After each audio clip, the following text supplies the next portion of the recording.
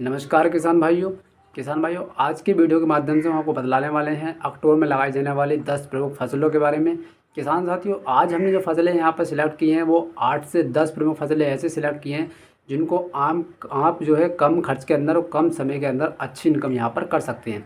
तो जैसा किसान साथियों आप जानते हैं, सब्जी वर्ग की फसलें जो होती हैं उनके रेट यहाँ पर निश्चित नहीं होते। अगर हम आपने देखा होगा, सब्जी वर्ग की जो फसलें होती हैं उनके रेट यहाँ पर 2 रुपये किलो भी मिल सकते हैं, आपको 100 रुपये किलो भी मिल सकती है। अगर हम सही समय पे सही तरीके से उसकी खेती करते हैं तो हमें रेट 100 रुपये किलो मिल सकते हैं। और कहीं ना कहीं हम थोड़ी पिछैती करते हैं, डायरेक्ट चयन करें तो उसके रेट हमें यहाँ पर 2 रुपये किलो भी मिल सकते हैं।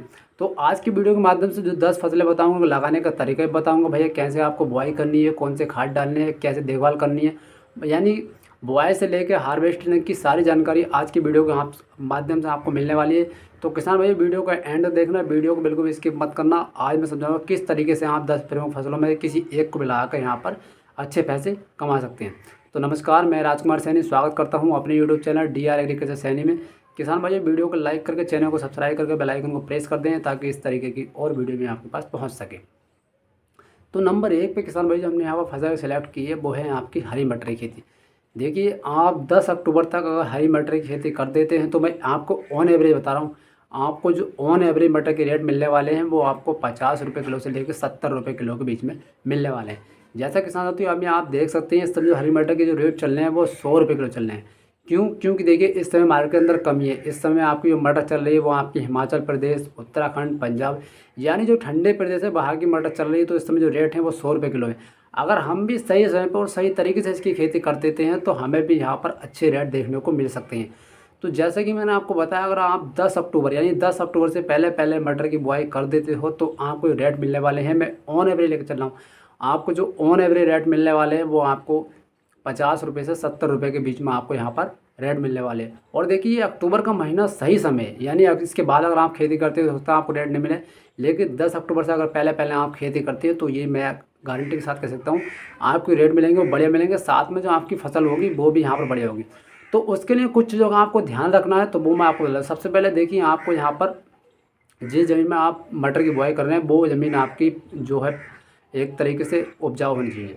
अगर आपकी ज़मीन जो है उपजाऊ नहीं है तो सड़ी गली देसी गोबर की खाद डाल दें। इससे होगा क्या कि आपकी ज़मीन के अंदर पर्याप्त जो है ताकत आ जाएगी, और जो गोबर की खाद के अंदर विटामिन, प्रोटीन, खनिज, लवण यानी सारे पोषक तत्व जो होते हैं वो आपकी मिट्टी में मिल जाएंगे। तो आप जब मटर की बुआई करेंगे तो आपको एक अलग ही मज़ा देखने को मिलेगा। क्योंकि जैसा कि आप जानते हैं, गोबर की खाद में एक अलग ही ताकत होती है जो कि आप रासायनिक खाद या कार्बनिक खादों से उसकी पूर्ति यहाँ पर नहीं कर सकते।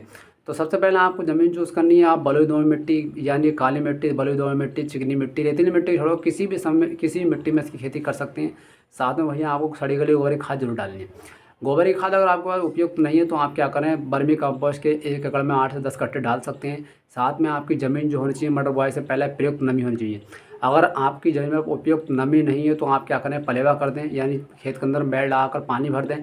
पानी भरने के बाद गीली गई नमी ज़मीन को तैयार कराने के बाद इसमें आपको कोई रासायनिक खाद डालने हैं, वो मैं आपको बताता हूँ। यहाँ पर आपको जरूर DAP जरूर डालना है, साथ में आपको सिंगल सुपर फास्फेट SOP डालना है। इन दोनों में से कोई भी डाल दें। साथ में आप फ्लोरोन डाल दें या फिर क्लोरो डाल दें। क्लोरो या फ्लोरोन का इसलिए बता रहा हूँ कि भैया जब हमारी किसी भी चीज़ का अंकुरण होता है तो उस समय ज़मीन के अंदर जो हानिकारक कीट होते हैं वो हमारे या अंकुरण के समय पौधे को खाने लगते हैं, तो उससे हमें हानि हो जाती है। तो इसलिए चाहे तो आप फ्लोरोन डाल दें, चाहे तो आप क्लोरो डाल दें, दोनों में से कोई सी भी चीज़ डाल दें यहाँ पर। तो इस तरीके से नमीयुक्त ज़मीन को आपको, यानी आपके में पर्याप्त नमी है तो उसको तैयार कराकर फटाफट आपको जो मटर की बुआई करा देनी है।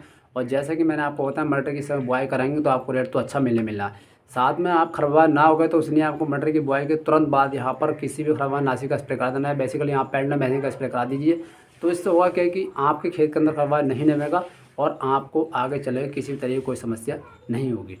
साथ में एक चीज़ का और ध्यान रखना, जैसे ही आपकी मटर का यहाँ पर अंकुरण होने लगे तो आपको यहाँ पर एक फंगिसाइड का स्प्रे करा देना है। अक्टूबर में थोड़ी सी गर्मी सी होती है तो इसलिए आपको क्या करना है, यहाँ पर एक फंगिसाइड का स्प्रे करा देना है अंकुरण के समय। तो इससे होगा क्या कि आपकी मटर में किसी तरीके की समस्या नहीं आएगी, आपकी मटर जो है हरी भरी और बढ़िया होगी। चलिए बात करते हैं फसल नंबर 2 के बारे में। किसान भाई नंबर 2 पे जो हमने यहाँ पर फसल सिलेक्ट की है वो है यहाँ पर आपकी आलू की खेती। अगर देखिए, आप अक्टूबर के महीने में यानी स्टार्टिंग के अक्टूबर में अगर आप मटर आलू की खेती करते हैं तो आपको काफ़ी अच्छी इनकम होगी। साथ में जो आपको रेट मिलेगा वो भी यहाँ पर अच्छा मिलेगा। तो आलू की खेती के लिए कुछ ज़रूरी बातें हैं वो आपको बताया। तो सबसे पहले आलू की खेती में भैया आपको सड़ी गली गोबर की खाद जरूर डालनी पड़ेगी। क्योंकि आलू की खेती में गोबर की खाद का एक अपना अलग ही अंदाज़ होता है। तो इसलिए भैया अगर आप आलू की खेती करते हैं और अच्छा उत्पादन लेना चाहते हैं, देखिए आप बगैर देसी खाद के भी यहाँ पर आलू की खेती कर सकते हैं। लेकिन अगर आपको अच्छा उत्पादन लेना है, बढ़िया उत्पादन लेना, तो भैया आपको यहाँ पर सड़ी गली गोबर की खाद ज़रूर डालनी पड़ेगी। तो आपको क्या करना है, गोबर की खाद डाल देनी है। और अगर आप अगेते आलू लगा रहे हैं तो एक चीज़ का ध्यान रखें कि आपको आलू की कटिंग ना करके आपको जो छोटा साइज होता है आलू का वो यहाँ पर मीडियम साइज वो आपको ले लेना, और समूचा का समूचा आलू ही आपको ऐसे ही लगा देना है, जिससे कि अगर हो सकता है कि एटमॉस्फेयर में थोड़ी गर्मी भी होगी तो भी यहाँ पर आपका आलू नहीं सड़ेगा। आलू लगाने के बाद वही आपको पेंटामाइसिन का स्प्रे कर देना ताकि वो खरबा ना जमे, और आलू लगाने के 3 से 4 दिन बाद आपको यहाँ पर सिंचाई कर देनी है। बहुत सारे किसान एक गलती कर देते हैं, आलू लगाने के तुरंत बाद सिंचाई कर देते हैं। उससे होता क्या कि आलू यहाँ पर हमारे सड़िया गल जाते हैं। तो आपको पहले चेक कर लेना, जब आपको थोड़ी सी मिट्टी हटा गोल में देख लेना है कि जब आलू के अंदर से अंकुर होने लगे, कल्ले निकलने लगे, तब आपको यहाँ पर सिंचाई कर देनी है ताकि आपको किसी भी तरीके का कोई नुकसान यहाँ पर ना हो। चलिए किसान भाई बात करते हैं फसल नंबर 3 के बारे में। किसान भाई नंबर 3 पे जो हमने फसल सेलेक्ट की है वो भी काफ़ी बढ़िया फसल है, यानी कम पैसे खर्च करके आप बहुत अच्छे पैसे उसके अंदर कमा सकते हैं। तो नंबर 3 पे हमने जो फसल सेलेक्ट की है वो है आपकी चप्पल टिंडे की थी। देखिए इस समय बहुत सारे किसान क्या करते हैं, अगस्त या सितंबर में चप्पल टिंडे की खेती कर लेते हैं। तो उस समय रेट तो उन्हें थोड़ा बहुत ठीक मिल जाता, बट प्रोडक्शन नहीं मिल पाता, ना तो उन्हें सही प्रोडक्शन मिलता, साथ में उस समय क्या होता है, गर्मी होने की वजह से वायरस की समस्या बहुत ज़्यादा रहती है। तो अगर आप अक्टूबर के महीने में चप्पल टिंडे की खेती करते हैं तो वायरस की समस्या से भी आप छुटकारा पा सकते हैं। क्योंकि जैसा कि आप जानते हैं, जब हमारा मौसम ठंडा होने लगता है, रूम टेम्परेचर पे जाने लगता है, तो आप जानते हैं कि सुंडी, माइट, थ्रिप्स, वायरस सब खत्म होने लगते हैं।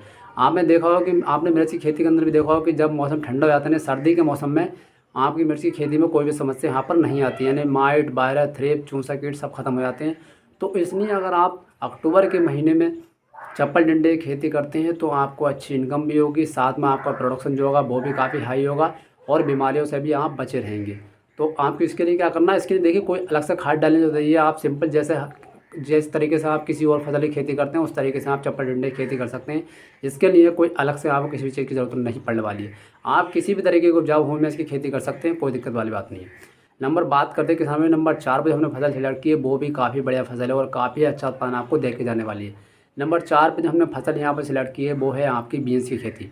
देखिए अगर आप बीन्स की खेती सही समय पे सही तरीके से लगाते हैं तो आपको काफ़ी अच्छा उत्पादन मिलेगा, साथ में इसके रेट होते हैं वो काफ़ी हाई रहते हैं। क्योंकि इसकी डिमांड होती है 5 स्टार 3 स्टार होटलों के अंदर काफ़ी ज़्यादा होती है, और ये एक चाइनीज़ फसल है, तो इसलिए इसकी डिमांड जो काफ़ी ज़्यादा होती है, जो इसके रेट होते हैं वो भी काफ़ी अच्छे मिलते हैं। तो इसके लिए भी देखिए आपको हो सके तो आप गोबर खाद जरूर डालें खेती के अंदर, और खेती के अंदर पर्याप्त नमी हो, आपकी ज़मीन जो हो पर्याप्त उपजाऊ हो। और जैसे कि मैंने बताया बीन्स की खेती के लिए अक्टूबर का महीना सबसे बेस्ट होता है। बहुत सारे किसान भाई हमारे अगैते के चक्कर में क्या करते हैं, अगस्त या सितंबर में बीन की खेती कर लेते हैं, तो गर्मी होने की वजह से होता क्या है, उनकी फसल क्या है, अंकुरण के बाद से ही पीली पड़ कर ख़राब हो जाती है। क्योंकि बीन को क्या है, ठंडा टेम्परेचर चाहिए। तो जैसे कि मैंने बताया अक्टूबर के महीने में टेम्परेचर कम होने लगता है, तो इसलिए बहुत ही बढ़िया समय है अक्टूबर का महीना। आप 10 अक्टूबर से पहले पहले बीन्स की खेती कर लीजिए तो आपको रेट भी अच्छा मिलेगा, साथ में जो इसका प्रोडक्शन होगा, क्योंकि ठंड के मौसम में बीन्स में प्रोडक्शन होता है वो भी काफ़ी अच्छा यहाँ पर होने वाला है। तो इसलिए आप फटाफट बीन्स की खेती अगर आप करना चाहते हैं तो आप तैयारी करना शुरू कर दीजिए, और आपको रेट तो अच्छा मिलने वाला है, ये मेरी गारंटी है, अगर 10 अक्टूबर से पहले पहले आप खेती कर लेते हैं तब। तो किसान भाई नंबर 5 पे जो हमने फसल सेलेक्ट की है वो है आपकी मूली खेती। देखिए बिना रिस्क बिना किसी खर्चे के मूली खेती कैसी खेती है, बहुत ही अच्छा प्रॉफिट आपको देके जाने वाली है। तो इसके लिए देखिए आपको कोई अलग से खर्चा करने की ज़रूरत नहीं है, इसके लिए तो आप बहुत ही कम खर्च में, यानी और अगर आपकी ज़मीन कम उपजाऊ है तो भी उसमें मूली खेती कर सकते हैं, कोई दिक्कत नहीं है। इसके लिए आप किसी प्रकार, चाहे काली मिट्टी हो, चिकनी मिट्टी हो, दोमट मिट्टी, रेतीली मिट्टी, किसी प्रकार की भूमि में इसकी खेती कर सकते हैं। साथ में ना तो आपको अलग से कोई खाद डालने की ज़रूरत है, मगर एक चीज़ की आपको आवश्यकता पड़ने वाली है, जिन किसानों के खेतों में मूली काली पड़ जाती है तो उन किसानों के लिए मैं एक चीज़ बता रहा हूँ। देखिए आपको डीएपी लेना 8 से 10 किलो प्रति बीघे के हिसाब से, क्योंकि डीएपी डालेंगे तो आपके प्लांट को ताकत मिलेगी, जैसे अंकुरण होगा आपकी मूली बढ़िया होगी और एकदम शानदार फसल होगी। साथ में आपको क्लोरो या फ्लोरोन दोनों में से किसी भी एक चीज़ का इस्तेमाल करना। बहुत सारे किसानों की मूली काली पड़ जाती है, वो इसी वजह पड़ती है, ज़मीन के अंदर हानिकारक कीट होते हैं मृदा के अंदर, वो क्या करते हैं मूली को खाने लगते हैं, तो उनकी मूली काली ख़राब हो जाती है। तो इसलिए भैया आप चाहें तो फ्लोरोन डाल दें, चाहें तो क्लोरो डाल दें, दोनों में से कोई भी दिक्कत नहीं है। तो इस तरीके से आपकी मूली में कोई समस्या नहीं आएगी, ना ही मूली पे कालेपन की समस्या आती है, यानी ख़राब हो जाती है, वो भी समस्या आप खेत में नहीं आ गई। तो इस तरीके से आप यहाँ पर मूली की खेती कर सकते हैं। और आपको मूली का रेट तो बढ़िया मिलने वाला है, क्योंकि अक्टूबर का महीना बहुत ही बेस्ट है मूली की खेती करने के लिए। क्योंकि जैसे कि मैंने आपको बताया, इस समय जो है थोड़ी ठंड होने लगती है, तो आपकी मूली जो है गर्मी का मुकाबले बहुत जल्दी तैयार होगी। क्योंकि मूली को भी जो है ठंडे टाइम में चाहिए होता है, तो इसलिए आपकी मूली का जो पत्ता होगा वो भी बढ़िया होगा, साथ में मूली की क्वालिटी होगी वो भी यहाँ पर बढ़िया होने वाली है। चलिए बात करते हैं फसल नंबर 7 के बारे में। किसान भाई, जो हमने फसल नंबर 7 में जो फसल सेलेक्ट की है वो है आपकी गोभी की खेती। देखिए, अगर आप अक्टूबर के महीने में फूल गोभी की खेती करते हैं तो काफ़ी बढ़िया इनकम होगी, और साथ में रेट मिलेगा वो भी अच्छा मिलेगा। क्यों? देखिए, जो हम इससे पहले गोभी होती है, होता क्या, गर्मी होने की वजह से उसमें वो प्रोडक्शन नहीं हो पाता। आप देखो, गर्मी के मौसम में फूल गोभी में फूल पीला आता है, साथ में वो क्वालिटी नहीं होती जो कि आपकी सर्दी के मौसम में होती है। तो अगर आप अक्टूबर के महीने फूल गोभी की खेती करते हैं तो यहाँ पर आपकी फूल की जो क्वालिटी होगी वो भी बढ़िया होगी, साथ में प्रोडक्शन होगा वो भी काफ़ी हाई होगा। क्यों? क्योंकि इस समय टेम्परेचर कम हो जाता है, ठंड पड़ने लगती है। ठंड की वजह से आपकी खेती भारी होगी, साथ में फूल की क्वालिटी होगी वो भी यहाँ पर सितंबर और अगस्त से काफ़ी बेहतर होगी।